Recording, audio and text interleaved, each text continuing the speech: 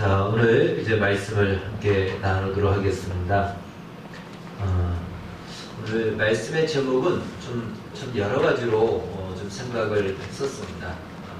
때가 참에 오늘 본문의 내용을 가지고 할까, 또 제 설교 이 원고에는 하나님께 버려질 시간은 없다 이렇게 먼저 작성이 됐다가 결국 하나님이 준비하신다, 여호와 이레라는 제목으로 말씀을 이렇게 나누게 되었습니다. 여러분, 성경책을 보면은 이제 구약 성경 마지막이 말라기입니다. 말라기 보면은 말라기에서 이제 신약 성경으로 넘어가기 위해서 한 장을 넘기면은 신약 전서라는 간지가 한 장 나오고요. 바로 옆에 마태복음 1장이 나오게 됩니다. 뭐 어렵지 않죠? 우리가 성경을 보게 되면은. 그래서 그냥 성경책으로 보면 한 장 넘기는 것 정도의 시간, 그냥 바로 그 다음이구나 라고 생각되어지는데, 이것은 말라기에서 그 마태복음까지의 그 시간은 실제로 400여 년의 시간이 흐르게 됩니다. 이 시간을 신구약 중간기 혹은 침묵기라고도 부르기도 합니다. 말라기는 기원전 430년경에 쓰여졌습니다. 그러니까 그때 말라기를 통해서 하나님이 선지자를 마지막으로 보냈고, 그 뒤로 선지자를 보내지 않습니다. 그리고는 이제 BC 기원전 한 4년쯤 예수님의 탄생을 그때로 이제 추정하는 분들이 많이 있습니다. 약 한 430년 정도, 그 사이에는 하나님이 선지자를 보내지 않는, 하나님이 침묵하셨다 해서 침묵기, 혹은 신약과 구약의 중간에 있다 해서 신구약 중간기다 이렇게 보게 됩니다. 그 400년의 시간 동안 이 역사로 보면은 BC 한 430년에서 예수님이 탄생할 때까지 이 시간이 동서양을 막론하고 어마어마한 엄청난 변화가 세계 역사에 일어나게 됩니다. 말라기 선지자는, 구약 성경에 나오는 말라기 선지자는 구약에 나오는 페르시아 제국의 마지막, 거의 다리우스 3세가 마지막 왕인데 그 왕의 말기에 활동했던 선지자입니다. 그때 활동했던 선지자, 바로 그때 저 그리스 지역에서는 그리스 지역의 작은 마케도니아 왕국에서 새로운 왕이 부상을 하게 됩니다. 그리스 그쪽은 우리가 알듯이 도시국가로 형성되어 있는데, 이 마케도니아라는 이 작은 왕국에 알렉산더가 20살의 왕이 되어서 이제 세계 패권자로 오르게 됩니다. 그래서 왕이 20살이 돼서 3년 뒤에, 그러니까 23살이죠. 그때 BC 333년쯤 알렉산더 대왕은 이 페르시아, 그 당시에 세계 제국이었던 페르시아 제국의 다리오 3세와 격전을 벌이게 되고 거기서 승리를 하게 됩니다. 그때부터 이 알렉산더 대왕은 이제 지중해 왕, 그리고 지중해 그리스뿐만 아니고 이 페르시아 제국이 다스리고 있던 그 모든 지역들을 넘어서 엄청난 헬라 제국을 건설하게 됩니다. 심지어는 고대 근동 지역을 넘어서 인도까지도 점령을 하게 되는 아주 엄청난, 그 당시로는 이제 로마 제국이 그 뒤에 나오겠지만 가장 넓은 땅을 소유하게 됩니다. 이 알렉산더가 이전의 패권자들과 다른 것은요, 나라를 정복하러 갈 때 군인들만 데려가지 않고 알렉산더는 군인들과 함께 각종 학자들을 다 데리고 왔습니다. 역사학자, 민속학자, 그 다음에 지질학자, 지리학자, 동물학자, 식물학자, 광물학자, 수로학자들 등 각양 그 기술자와 학자들을 데리고 가서 점령하는 그 도시에 점령으로 끝내지 않고 다른 것보다 그리스식 도시를 건설하게 합니다. 그래서 우리 성경에 보면은 신약 성경에 데가볼리, 또 알렉산드리아, 이것은 바로 그 그리스식 도시를 알렉산더 때 이미 만들었던 것입니다. 그리고 뿐만 아니라 이 알렉산더는 특별히 그리스 문화를 아주 자랑스럽게 여겼습니다. 이 헬라 문화를. 그래서 그 헬라 문화를 그 지역에 이식을 시킵니다. 그것이 경기장 혹은 목욕탕, 극장 등 그대로 로마가 이것을 그대로 받게 되죠. 아마 그렇게 됐던 이유는 이 알렉산더의 스승이 아리스토텔레스였습니다. 그래서 그 문화의 자긍심을 갖고 그 영향을 받아서 아마 정복하는 곳마다 이 헬라식 문화와 헬라식 도시를 건설했던 것입니다. 그리고 다른 나라를 점령하면은 그냥 싹 없애는 것이 아니고 그 지역의 토착 문화를 상당히 인정해주고 또 그것을 살려주었던 것입니다. 토착 문화와 종교를 이 유화 정책이죠. 이것은 이제 이후에 로마에도 동일하게 영향을 미치게 됩니다. 그러나 이 33살의 젊은 나이에 요절을 하게 됩니다. 그러니까 딱 10년, 이 10년 싸우고 그 10년 동안은 어마어마한 제국을 이루고 아마 이 심한 몸살로 아마 인도를 점령하다가 죽게 됩니다. 그래서 그 이후에 후계자가 없으니까 그 휘하에 있던 4명의 장수들로 인해서 그 점령했던 지역이 4개의 지역으로 분할이 돼서 다시 이 통치가 시작되게 됩니다. 그때부터 해서 이스라엘은 그때 이미 페르시아의 점령을 당했던 이스라엘 잠시 포로 귀환이 이루어졌지만 그들을 일어난 헬라에 의해서 또다시 점령을 당했고 그러다가 잠시 한 100여 년 동안 독립기를 가졌지만 로마가 다시 일어나서 또 점령을 하죠. 그래서 BC 주전 63년에 폼페이에서 이 이스라엘이 점령당할 때까지 이스라엘은 독립기를 포함해서 한 400년 동안을 계속해서 피지배 민족으로 세워지게 되고 또 그렇게 그들은 살게 되는 것입니다. 이때 이 서구에서는 페르시아 혹은 그 다음에 헬라 그리고 로마라는 굵직굵직한 나라가 세계 역사에 등장하게 됩니다. 이거는 동양에서는 이 시대에 중국의 주나라의 마지막 그 다음에 진나라 우리가 알고 있는 그 진시황의 진나라 그리고 한나라가 이 시기에 세워지게 됩니다. 우리 한반도에는 그 당시 어떤 나라였을까요? 우리 한국사를 공부한 김우현 학생은 어떤 나라였을까요? 몰라요. 네. 자, 그 당시 우리는 고조선이었죠. 그러나 기록으로는 남아있지 않습니다. 그러니까 우리가 고조선 하면 굉장히 오래된 시절인데 이때 서구에는 벌써 이러한 나라들이 진행되고 있었다는 것입니다. 그리고 이때에 세계에 굉장히 유명했던 사람들, 인류의 스승이라고 하는 사람들이 거의 이때 다 태어납니다. BC 주전 한 550년을 전후로 해서 동양에서는 공자, 맹자, 그 다음에 인도의 석가 무니가 다 탄생하게 됩니다. 그리고 서양에서는 소크라테스, 플라톤, 아리스토텔레스가 그대로 이어가게 되고요. 이 기간 안에 히포크라테스 혹은 이 수학의 아버지 피타고라스 혹은 유레카라고 그 부력의 원리를 발견했던 아르키메데스라는 이러한 오늘날 어떤 과학과 그리고 철학의 스승이라고 여겨졌던 많은 사람들이 이 중간기에 거의 다 태어나는 것을 보게 됩니다. 이렇게 엄청난 변화가 일어났는데 이스라엘은 그 와중에 혹독한 시간을 보내게 되죠. 점령을 당하고 독립투쟁을 했고 독립전쟁을 하는 가운데 굉장히 많은 피해 사륙의 그 현장들을 그들은 경험하게 되고 보내게 됩니다. 하나님은 이 시간 동안 어떤 선지자도 보내지 않았습니다.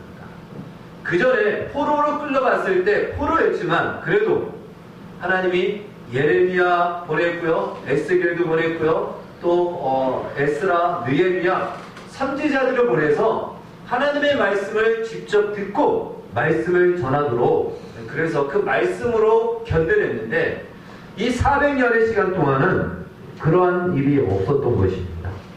하나님의 말씀을 직접 받아서 전하는 선지자가 없어요. 그러니까 얼마나 힘들고 어려운 시간이었겠습니까? 여러분 우리가 신앙생활을 하다가도 이런 시련을 겪을 때가 있습니다. 아무리 기도해도 하나님께서 어떤 반응도 대답도 없습니다. 침묵으로만 대답하시는 거예요.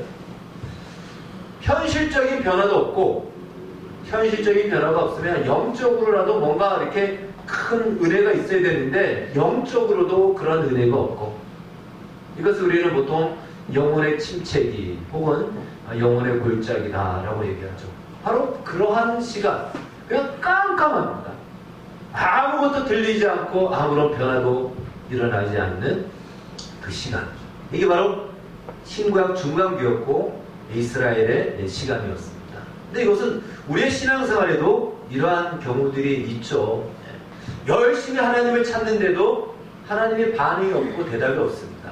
나의 현실은 점점 더 어두워지고 수렁으로 빠져가는 듯한 그러한 안타까운 현실을 우리가 맞이할 때가 있습니다.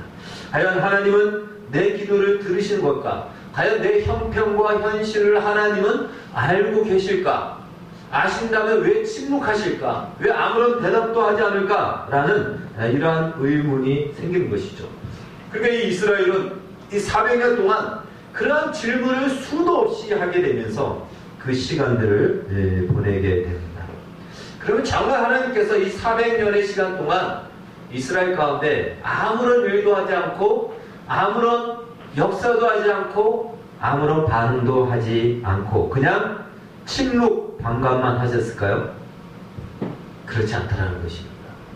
하나님이 이 400년 동안 한시도 쉬지 않으셨고 침묵하지 않으셨습니다. 이제 400년의 시간이 지나면 구약에서 예언했던 메시아 예수 그리스도를 앞으로 이제 보내실 겁니다. 400년이 끝나면 예수님이 오시잖아요.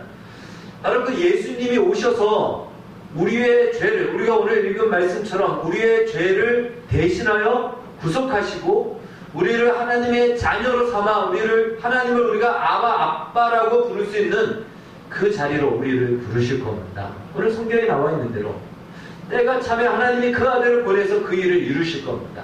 그리고 그 은혜를 입은 자들은, 그 은혜를 입은 우리는 이 복음의, 이 구원의 기쁜 소식을 온 세상 가운데 전하게 될 것입니다. 그래서 온 세상이 이 복음을 듣고 구원을 얻는 그러한 일들이 일어날 것입니다. 하나님은 바로 이 하나님의 시간에 맞춰서 이 일을 하나님은 준비하고 있었던 것입니다. 그렇다면 과연 어떤 준비를 하셨을까? 우리가 이렇게 눈에 보이게끔 하나님의 일하심이 내 눈에는 보이지 않는데 지나고 나니까 하나님이 이렇게 준비하셨다라는 것을 알 수 있는 몇 가지를 우리는 확인할 수가 있습니다. 첫 번째는요, 그 당시에 이 헬라어를 통해서 전 세계가 그리스어 문화로 통일이 되었다는 것입니다. 가장 중요한 것은 언어의 통일입니다.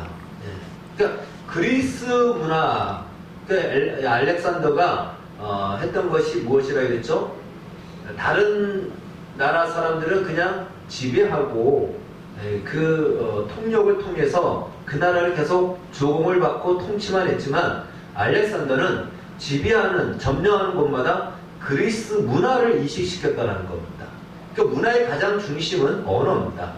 그래서 힐라어, 이 그리스어가 그 당시 헬라 제국에 다 퍼지게 됐고 공통어가 됩니다.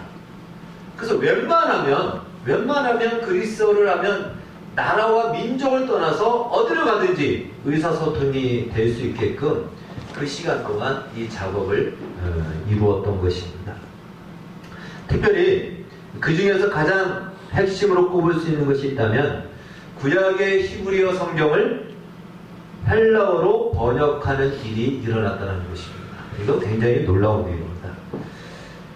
이 알렉산더 대왕이 죽고 난 이후에 4개의 왕이, 장수들이 제국을 나눠 가졌는데 그 중에 이 프톨렘, 이 묵음인데요. 이제 정확하게 얘기한다면 프톨렘인데 그냥 톨렘이라고 합니다. 톨렘이 왕조가 이집트와 그 다음에 이 이스라엘 남쪽을 다스리게 됩니다. 그러면서 이 톨레미 왕조가 강력했는데요.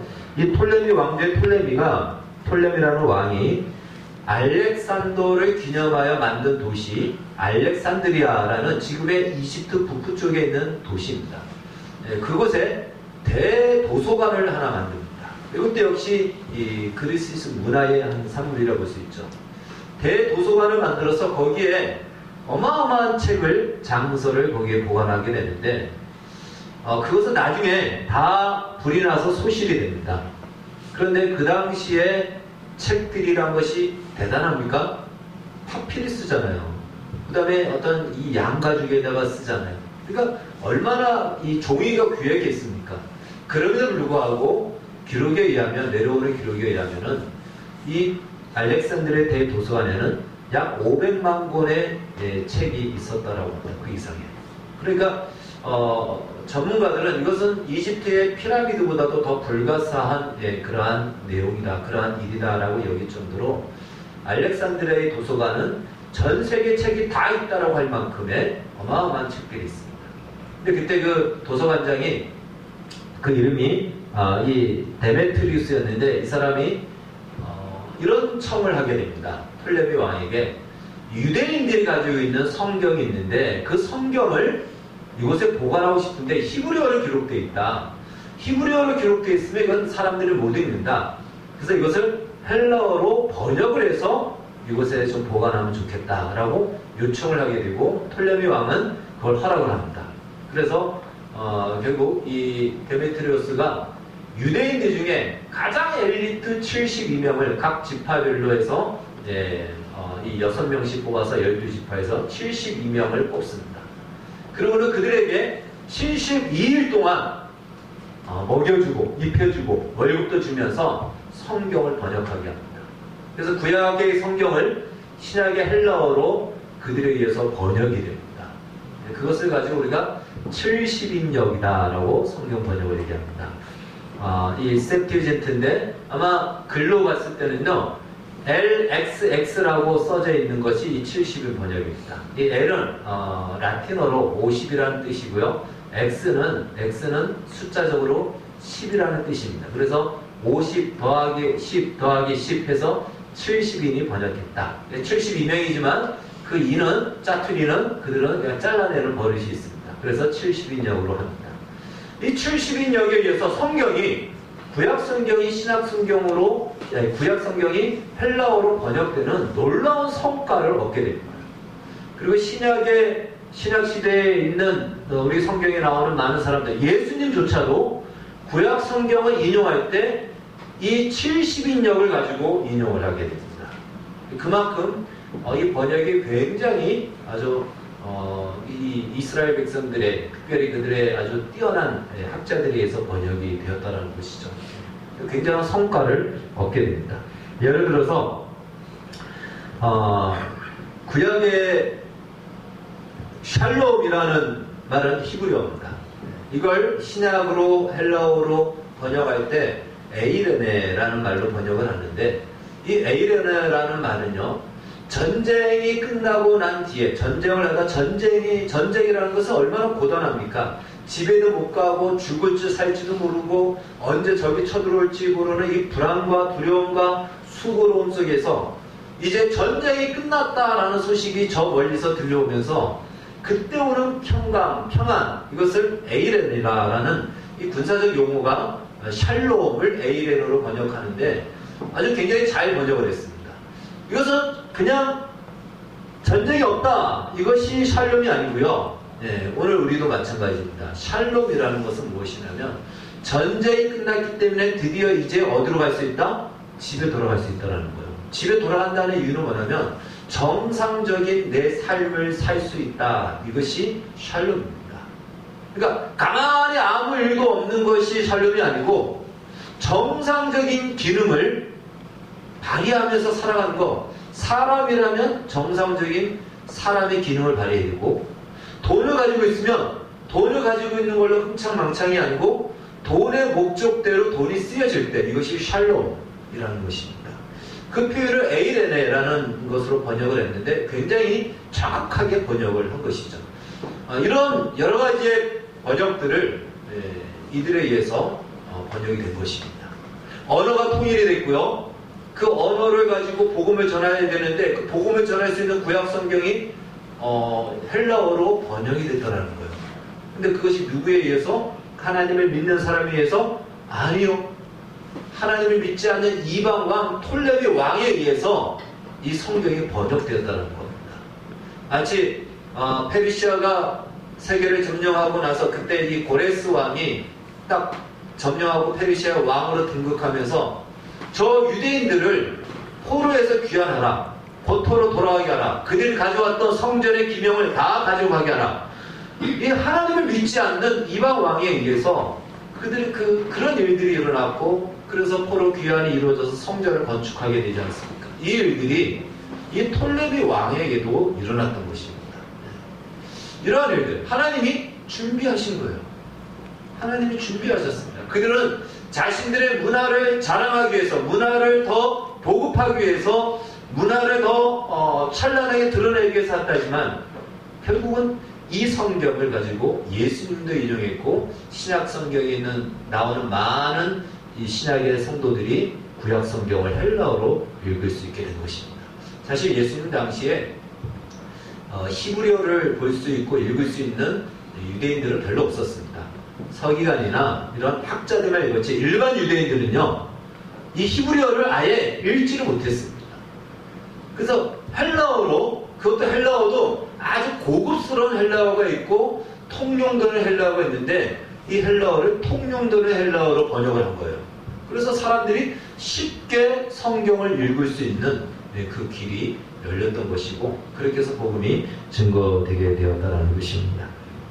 자, 두 번째는요, 이 성경 번역이 얼마나 중요한가, 이걸 우리가 잘 알아야 됩니다. 우리나라는요, 사실 선교사가 들어오기 전에 우리는 성경이 먼저 들어왔습니다. 그래서 선교사가 들어와서 복음을 전하려고 하니까 이미 조선 사람들은 성경, 쪽복음을 가지고 공부를 하고 있었던 겁니다. 우리 조선의 이 선교가 독특합니다. 그래서 성경이 먼저 들어온 우리나라는 엄청난 부흥을 이루게 됩니다. 반대로 이디오피아, 우리 6.25 때 우리한테 참전해줬던 이디오피아는요, 이 기독교 국가로서 아주 전성기를 맞이했습니다. 초대 교회 당시에, 그때 이후로. 그런데 이들은 자신의 자국어로 성경을 번역하지 않았어요. 그래서 그 기독교 전성 국가가 그냥 쉽게 무너지게 된 것입니다. 그런데 이 성경이 번역되었다는 것은 정말 놀라운 일이라는 것이죠. 자, 두 번째는요, 이 그리스와 특히 이제 그리스 헬라가 끝나면서 로마가 세계를 정복하게 됩니다. 로마의 특징, 우리가 로마 하면 제일 먼저 무엇이 생각납니까? 로마의 유명한 거. 네? 네로 왕. 로마의 특징, 로마의 특징, 로마라는 국가가 가지고 있는 그 특징. 건축물, 로마의 건축물도 아주 놀랍습니다. 근데 헬라의 영향을 많이 받았습니다. 근데 로마가 가장 주요하게 한 것은 도로입니다. 도로. 그래서 지금도 이 로마가 만든 도로가 지금도 쓰여지고 있어요. 어마어마하죠. 우리 아스팔트 깔아봐야 좀 지나면 구멍이 뻥뻥 뚫리는데, 이 돌로 만든 도로는 2000년이 지난 지금도 사용되어지고 있다는 거예요. 로마는 이 길을 굉장히 확장했죠. 2대의 마차가 그냥 양쪽으로 왔다 갈 수 있도록 8m입니다. 그래서 모든 길은 다 로마로 통한다는 할 만큼 길을 그냥 쫙쫙 그렇게 만들어놨어요. 그렇게 만든 이유가 있습니다. 그래서 뭐 전쟁의 그 긴급한 이동을 위해서도 있겠지만 세금 때문에 만들었습니다. 세금을 걷어서 오는데 전부 다 중간에 다 약탈을 한단 말이에요. 세계에 엄청나게 점령을 했기 때문에. 그럼 다 빼앗기면 이게 뭐 다 그냥 남 좋게 하는 거잖아요. 그래서 바로 그 세금의 위험을 처하면은 즉시로 로마 이 군인들이 가서 그 위험을 건져줄 수 있고 세금을 보호하기 위해서 길을 그렇게 만들었다는 거예요. 그래서 마차가 그냥 막 달려가서 어떠한 세금을 찬탈하려고 하는 세력들과 싸워서 세금을 지키도록. 그렇지 않습니까? 세금, 우리나라도 우리나라는 육로가 많이 발전이 안 돼서 배로 세금을 많이 거뒀습니다. 그래서 서해안 쪽, 특별히 이 서해안 쪽으로 세금을 받아서 배에서 내리면은 거기에 창고를 만들고, 그래서 이제 그것을 받게 했죠. 그 중간에 외구가 어디를 많이 쳐들어왔냐면, 그래서 바로 서해안 쪽으로 많이 들어온 겁니다. 왜? 세금 거둔 배를 그냥 하나 쓱 해버리면은 엄청난 횡재를 하게 되는 것이죠. 그래서 로마의 길, 마차가 아주 그냥 달릴 수 있도록 마차. 그래서 로마의 이 길에 의해서 마차의 마부가 오른쪽에 탑니까? 왼쪽에 탑니까? 마차를 못 봤죠. 네. 혼자 타고 다니는 관광지 가면 혼자서 아저씨가 이렇게 태워주는 거 맞죠. 네. 영화에서 봤을 겁니다. 마부는 오른쪽에 있습니다. 오른쪽에서 갑니다. 왜 그러냐면 채찍을 이렇게 쳐야 되는데 왼쪽에 있으면 어떻게 되죠? 치다가 옆 사람 맞잖아요. 네. 그러니까 이렇게 해야 되는 거고, 또 길이 저 일본이나 왕이 있는 나라는 길이 우리하고 좀 다른데, 우리는 우측 통행이잖아요. 우측 통행. 근데 홍콩도 가면은 반대쪽이에요. 일본도 그렇고 영국도 그렇고 왼쪽 통행입니다. 왜 그러냐면 오른쪽을 가다가 때리다 보면은 이 길거리에 있는 사람들도 맞을 수도 있는 거예요. 그래서 왼쪽으로 하면 마구는 오른쪽으로. 그것이 그대로 도로로 사용되어졌던 것. 그걸 전통을 받은 나라는 지금도 운전석이 오른쪽에 있고 도로도 왼쪽 통행을 하는 일본이나 영국. 왕이 있는 나라들은 그 전통을 이어간다는 겁니다. 그 역량이 다 무엇이라고요? 로마의 마차 역량인 것입니다. 그때부터 마력도 거기서 나오게 된 거고요. 철도의 이 철로의 이것도 마차의 땅 넓이에 만든 거랍니다. 그만큼 이 굉장히 과학적이다라고 볼 수도 있겠죠. 자, 이렇게 길을 그렇게 딱 뚫어놓은 거, 결국 복음이 예수님 이후로 복음을 전하기 위해서 사도들이 이 길로 복음을 전하는 길로 가게 됩니다. 그래서 이 길 때문에 보통은 하루에 한 15km 이렇게 갈 수 있는 15km에서 30km까지 갈 수 있는 길을, 이 길을 로마가 길을 닦고 난 뒤에는 50에서 80km까지 갈 수 있을 정도로 좋아졌다고 합니다. 우리도 마찬가지죠. 고속도로 뚫리면은 막 30분, 1시간 막 줄어들고 하지 않습니까? 어마어마한 그 큐로스를 단축할 수 있습니다. 바로 그 세금을 거두려고 만들었던 그 도로. 그러나 그것을 하나님은 복음을 전파하는 복음대로로 사용하시게 된다는 것이죠. 이걸 준비해 놓으셨다는 겁니다. 세 번째는 이제 이러한 여러 가지의 것보다 더 중요한 것 중에 하나가 로마의 평화입니다. 팍스 로마라고 하죠. 로마의 평화.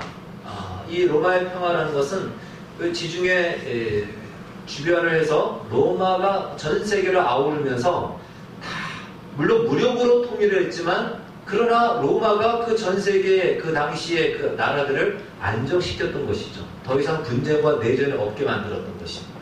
그래서 그냥 로마라는 것 한 울타리 안에 다 들어오게 만들었다는 것이죠. 그것이 왜 중요하냐면 그 지금과 같지 않은 옛날 시대에는 더더욱 폐쇄적입니다. 이웃과의 이 교례, 이 왕래도 지금처럼 이렇게 자주 할 수 없고 모든 것들이 많이 단절이 됐는데, 그러다 보면은 산을 넘어서 오고 고개에서 넘어서 오는 사람에 대한 그 낯섦과 배타성은 굉장히 커질 수밖에 없습니다. 그럼 복음 전파에 있어서 굉장히 어려움을 많이 당했다는 거죠. 그러나 로마의 평화로 인해서, 이 팍스 로마로 인해서 로마 안에 이웃이 하나가 다 된 거예요. 자연스럽게 같은 말을 쓰는 헬라어 성경을 가지고 복음을 전하는데 꺼리낌이 없었다는 것입니다. 이 일들을 준비해 놓으셨고요. 그리고 이제 마지막으로 이스라엘 백성들로 하여금 메시아를 대망하는 소망을 갖겠다는 겁니다. 언제 메시아, 약속하신 그분이 올까라는 그 메시아의 대망이 가득 찼던 거예요. 정말 집중하고.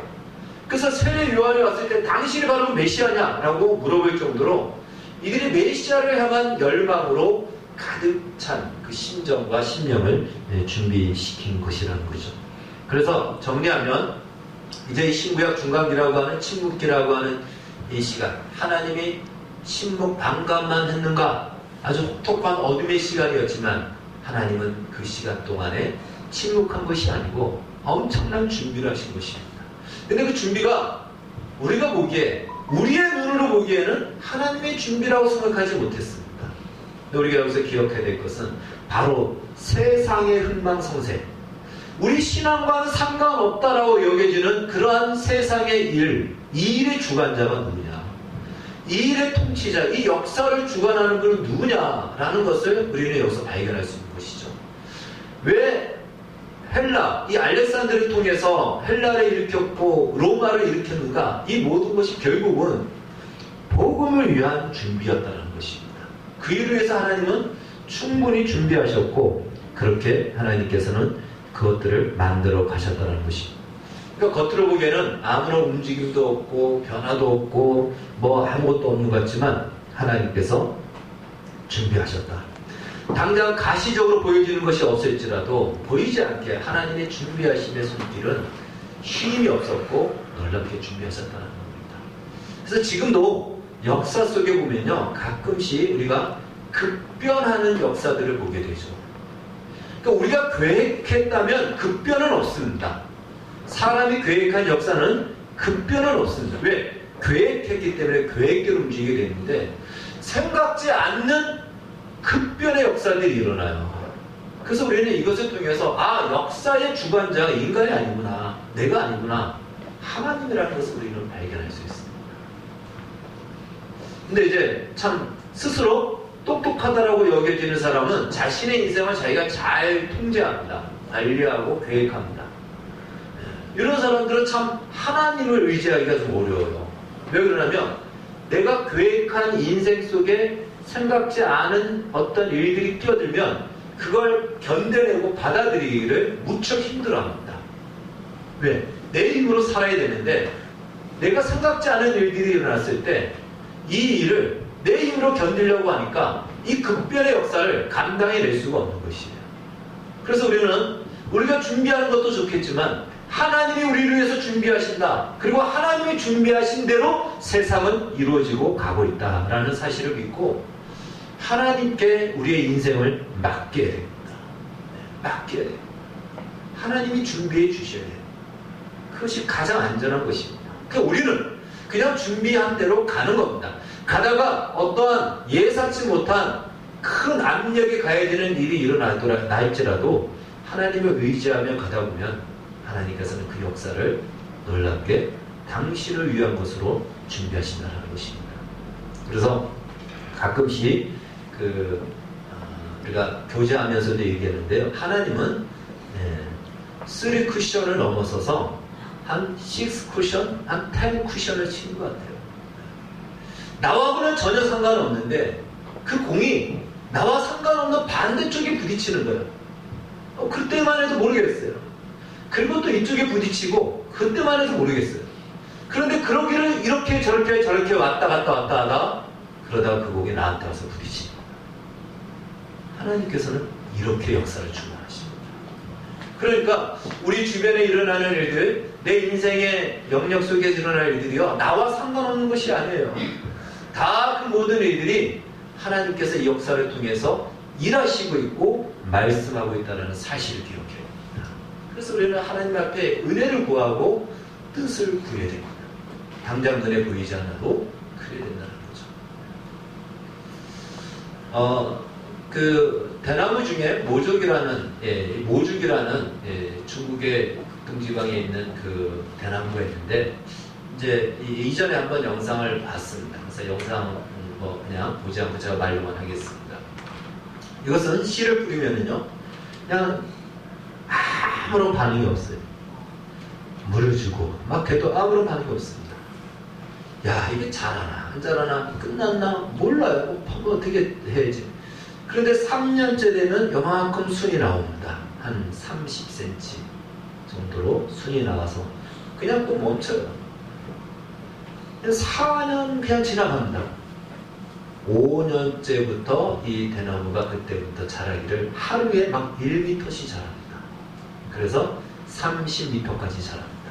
이걸 가지고 폭풍 성장 혹은 양자의 성장에서 핀텀 리프라고 이렇게 얘기하죠. 아마 이런 영상은 제가 이렇게 찾아보니까 회사에서도 많이 사용하더라고요.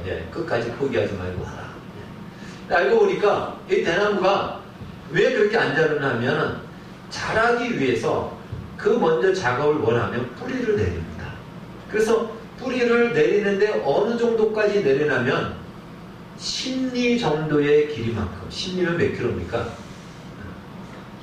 4kg, 그 뿌리를 합하면 4kg 정도의 뿌리를 내린다는 거예요. 그래서 그렇게 뿌리를 내리고 난 뒤에 자라는 겁니다. 그래서 어떤 폭풍이 와도, 태풍이 와도 대나무는 꺾이지가 않는 거예요.